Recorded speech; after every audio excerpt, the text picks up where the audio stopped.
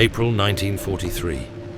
A US Army Air Force bomber departs from Libya on what should have been a routine mission over Italy. It never returns. No distress call, no wreckage, no survivors.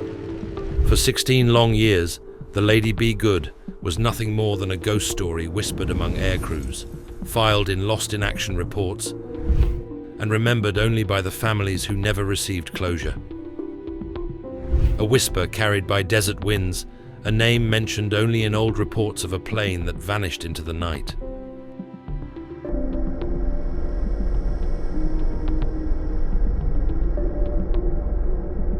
During the height of World War II, among its newest arrivals was a B-24D Liberator, a heavy bomber fresh from the United States.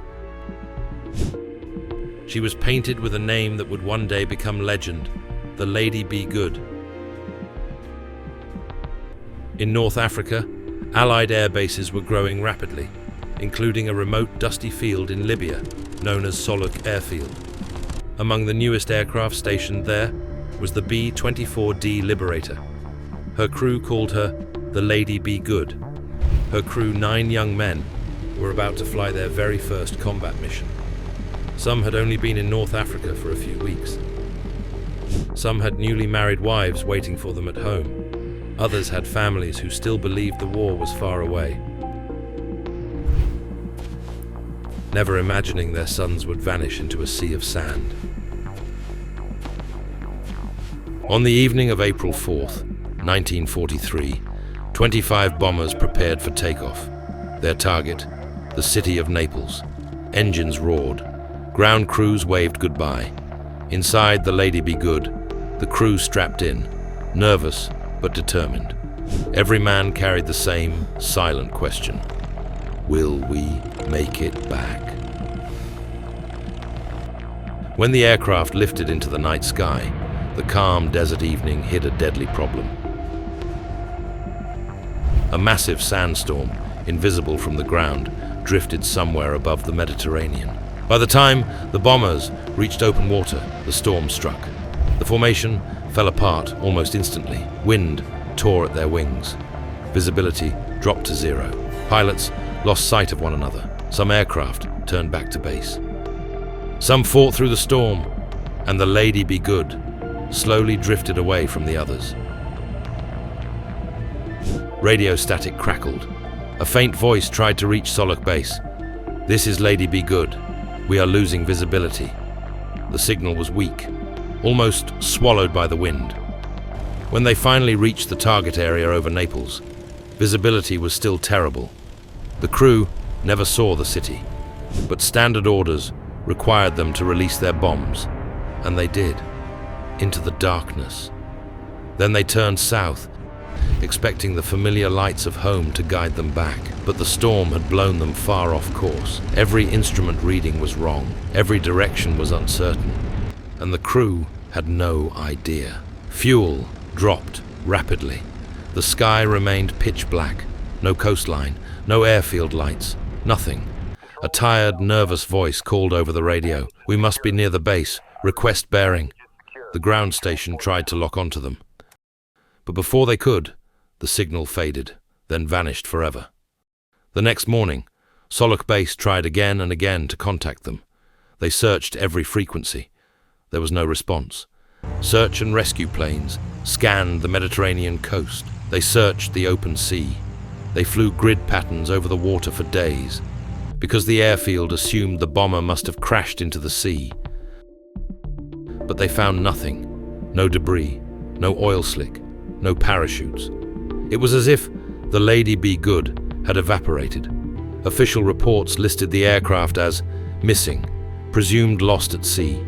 Families were notified. Medals were mailed home. Letters stopped. And slowly, the world forgot. But the desert had not finished with the Lady Be Good. 16 years later, in 1959, a British oil exploration team was surveying the deep Libyan desert, an area where nothing lived, nothing moved, and no one traveled. As their jeep rolled across the dunes, the driver suddenly stopped. Ahead of them, rising out of the sand like a ghost, was the hull of a massive aircraft. They approached, stunned. Despite minor damage to the nose, the fuselage was almost untouched. Propellers could still turn. Machine guns were still loaded. Inside, maps lay on the floor. Thermos bottles still contained coffee powder. Headsets hung in place, as if waiting for the crew to return. But the crew was gone. Outside the aircraft, a trail of perfectly preserved footprints stretched across the desert. Heading north, straight into the endless sands, investigators arrived soon after. When they traced those footprints, they discovered the truth, step by painful step. Over the next 2 years, they found the remains of 8 airmen scattered across nearly 100 miles of brutal terrain. One by one, the story of their final struggle emerged. Believing they were still over the sea, the crew had bailed out when the bomber ran out of fuel. They landed not in water, but on sand, cold at night, blistering at dawn. When the sun rose, they realized the truth. They were deep inland, and the airfield they believed was beneath them was more than 230 miles away. They had no water, no shelter, no clear direction. Yet they walked, hour after hour, mile after mile, dragged by hope, by duty, by the belief that rescue might come. Diary entries, later found beside Lieutenant Hatton, revealed the horror they endured. Temperature 120, no water, still moving north, men slowing down, praying for help. The last entry was painfully simple. We can't go on. Their courage carried them nearly 100 miles through one of the harshest deserts on Earth. But courage alone cannot defeat thirst. 8 men were found. The 9th was never recovered. The Lady Be Good herself had been so perfectly preserved that the US Air Force removed her engines, radios, and equipment for reuse. But what happened next only deepened the mystery. Aircraft that received her parts began suffering strange fates. One crashed into the Mediterranean. Another suffered catastrophic mechanical failure. A third had to be abandoned after a sudden malfunction. Superstitious pilots whispered, "That plane was cursed." You don't disturb a ghost. Official reports dismissed these events as coincidence, but airmen who had survived combat were not so quick to laugh. Today, the remains of the Lady Be Good still lie scattered across the Libyan desert. Winds bury her in sand, then reveal her once more. Her metal glints beneath the sun, like the bones of some ancient creature.